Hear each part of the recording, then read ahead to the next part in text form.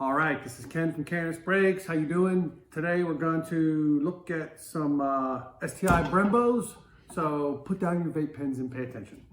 There's a lot of these on the used car market to put on your Subaru. Happens all the time. What we have here is a set of 2008 to 2017 STI Brembos from the GR or VA chassis. And I just want to show you some of the things you want to look at when you buy these, because there's quite a few things that happen all the time repeatedly, and some of these can leave you in a bit of a bind. So obviously front calipers rear, you can see 4-piston front, tab mount, that's what that means. Brembo caliper, it's a production part, not an aftermarket big brake kit kind of part, so there are some differences in what Brembo makes for their customers. This is pretty much only sold through Subaru on the car and their repair parts processes or supply chains. So it's a little different than when you buy an aftermarket brake kit. But anyway, just over the years of selling and servicing these, we've seen quite a few things we want to maybe show to you so you can look at that. The first thing also, or the second thing also, is the rears here, the VA or GR and VA rears are different than the gold rears. The fronts are the same except for the color. The rears are different. So the black calipers will bolt on directly to the newer cars, the GR and the VA. The gold calipers will not. We have a bracket for that. And then we have a bracket for the old cars, putting the gold caliper on the old cars. We're thinking about doing a bracket to get these calipers on the older cars because they're a little bit more plentiful nowadays. The gold ones are getting old, last produced in 2007. But we haven't got to that yet. And either way, that's just a couple of things. So a couple of design details to note. For a production caliper, as I mentioned before, it's tab mount. Generally, a big brake kit has what they call a radial mount, so there'll be a bracket and a bolt through the caliper.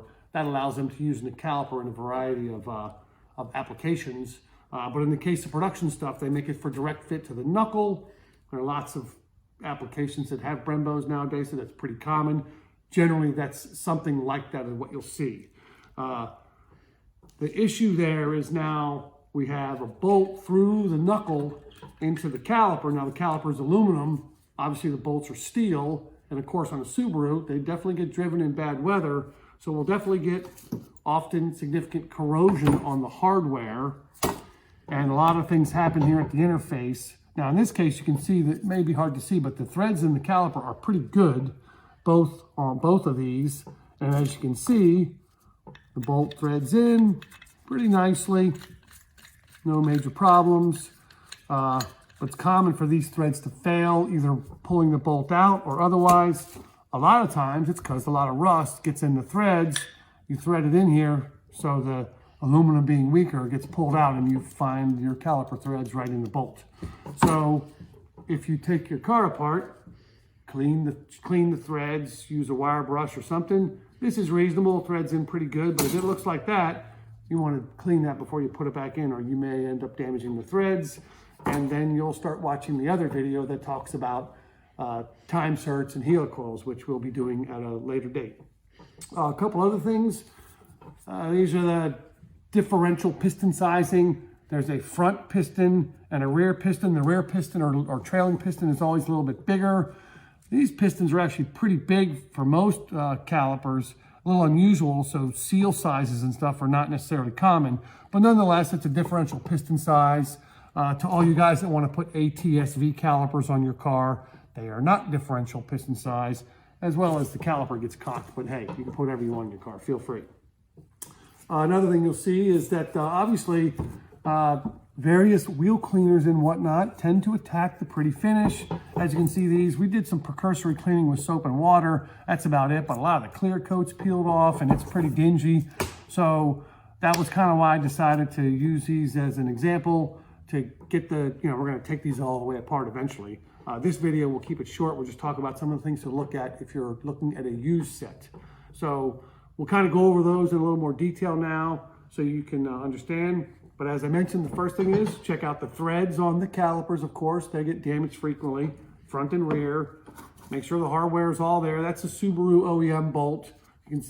We do sell some zinc-coated replacements of a correct 10.9 or better grade. We use a lock washer, etc. Some of that stuff's available.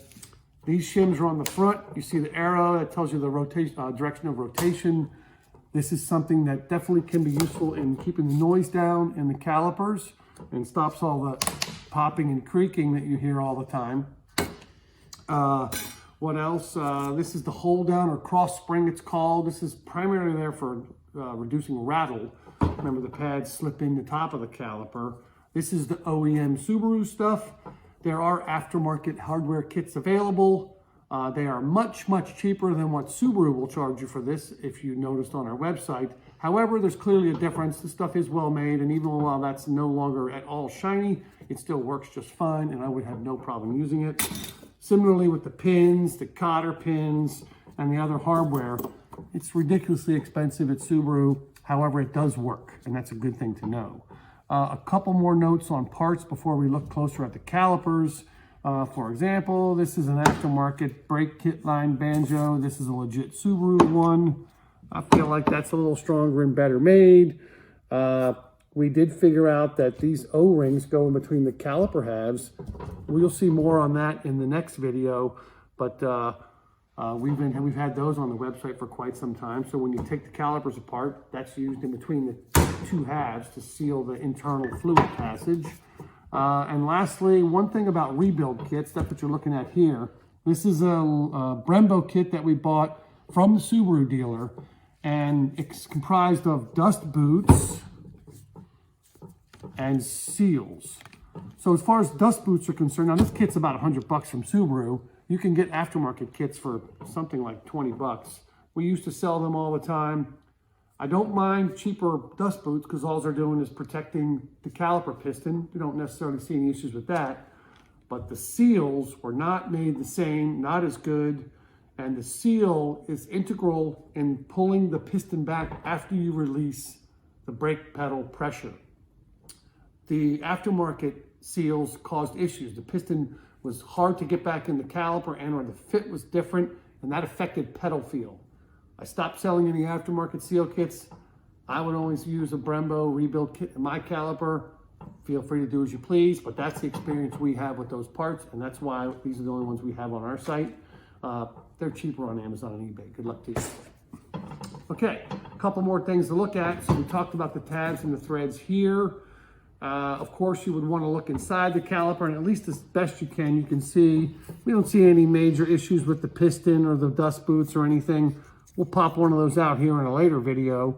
But these look pretty functional, and usually you can, can't do it just now, but if you're good, you can maybe get the pistons to move a little by hand. Yep, oh, there you go. Something shot out of there. So that feels, you know, these have been sitting for a bit, so that was just stiff. But that's a pretty good indication that, yeah, these pistons are moving. It's kind of hard to see, but we pushed them in. So these are pretty good, at least functionally speaking. Oh yeah, nice puddle. Excuse me. Pretty good functionally speaking, but you know, we would want to probably clean them up a bit unless you really, it depends. Some people really like it to be spotless and shiny. I'm mixed on that because I'm going to put dusty brake pads in there anyway. But your call on how you want to handle recoating the calipers. That's really not my expertise.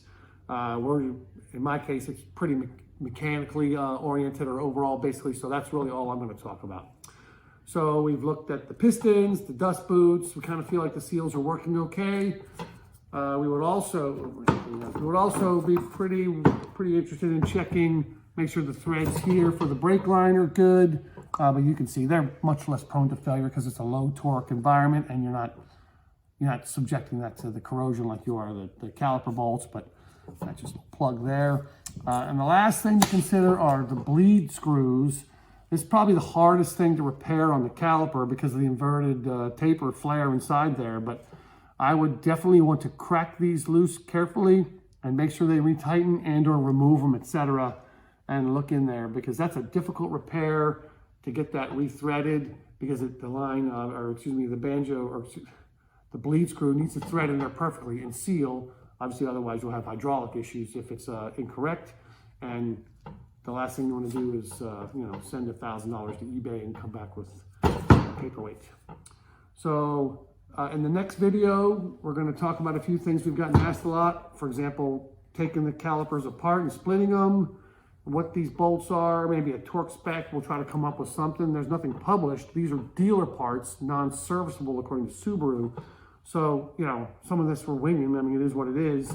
One last thing, on all of the all-wheel drive cars, WRXs, etc., the calipers bolt right on, left and right, bleeder up, everything's fine. If you put it on a BRZ, you're better off switching the bleeder to the other side, and that way you can put the caliper on the other side of the car, basically, because you want to have the larger piston as the trailing piston.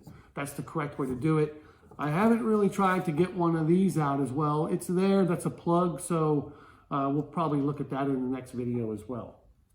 I can't think of too much more other than can't wait to try to get these apart because I haven't done it before. And like and subscribe.